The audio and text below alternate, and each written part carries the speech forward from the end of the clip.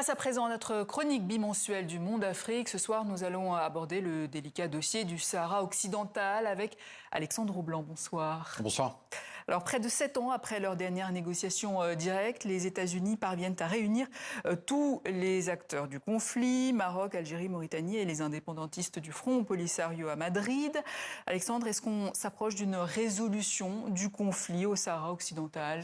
La résolution, c'est difficile à dire pour le moment. Il y a eu beaucoup de projections sur ce conflit qui dure depuis 50 ans. Aucune ne s'est encore réalisée. Mais alors, sans faire de prospective, ce qu'on peut dire, c'est que le Maroc, depuis plusieurs années, bénéficie d'un élan diplomatique. On peut parler de la reconnaissance de la souveraineté du Maroc sur le Sahara occidental par Donald Trump en 2020, pendant son premier mandat.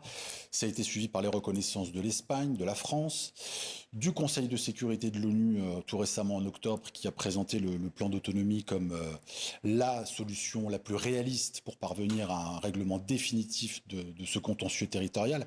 Donc le Maroc est en bonne position pour faire pencher la résolution du conflit en sa faveur. Maintenant, la question, ça va être de savoir si on va parvenir, entre le Maroc et le Polisario, à surmonter des problématiques qui ont toujours été pour le moment insurmontables, notamment la tenue d'un référendum d'autodétermination.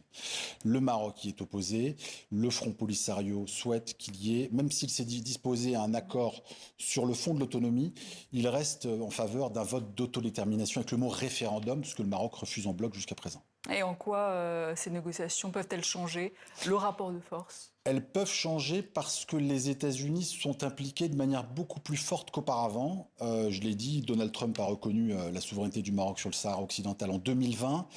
Il a soutenu la position du Conseil de sécurité. Les Américains ont été derrière pour que le vote soit en faveur du Maroc. La France aussi a soutenu ce vote. La question maintenant, c'est est-ce que les négociations qui ont eu lieu à Madrid vont permettre de poursuivre dans cet élan. C'est quelque chose de symbolique, mais les négociations, elles n'ont pas eu lieu dans un lieu neutre, mais à l'ambassade des États-Unis à Madrid. Donc maintenant, la question pour les États-Unis, ça va être de parvenir à un règlement de ce conflit et plus largement à ce que Donald Trump envisage, c'est-à-dire un accord de paix. Je reprends les termes de Steve Witkoff, qui était l'émissaire spécial de Donald Trump au Moyen-Orient, qui a déclaré en octobre essayer de parvenir à un accord de paix entre le Maroc et l'Algérie sous 30 jours. On a dépassé ce cap depuis un certain temps déjà. Pour l'instant, il n'y a pas d'accord. Mais la big picture, c'est ça. Donald Trump s'est autoproclamé faiseur de paix. Donc son idée, c'est de pouvoir parvenir à un règlement entre le Maroc et l'Algérie, qui n'ont plus de relations diplomatiques depuis 2021. Le Sahara occidental, pomme de discorde donc entre le Maroc et l'Algérie, qui sont dans une course aux armements également. De quelle ampleur et avec quel objectif de part et d'autre? Alors l'ampleur, elle est historique. En 2026, les deux pays ont débloqué des budgets, autorisations d'engagement compris, c'est-à-dire des contrats qui pourraient être passés dans l'année et payés sur les années suivantes, de plus de 60 milliards d'euros. Donc c'est énorme, c'est du jamais vu pour les deux pays. Les deux tiers pour l'Algérie, environ 40 milliards, un tiers pour le Maroc, environ 20 milliards, ce qui positionne ces deux pays comme les principaux budgets militaires en Afrique. Et ce sont aussi d'ailleurs les deux pays qui importent le plus d'armes en Afrique du Nord depuis 5 ou 6 ans. 90% des armes importées en Afrique du Nord sont achetées par les Marocains et les Algériens entre 2021 et 2024.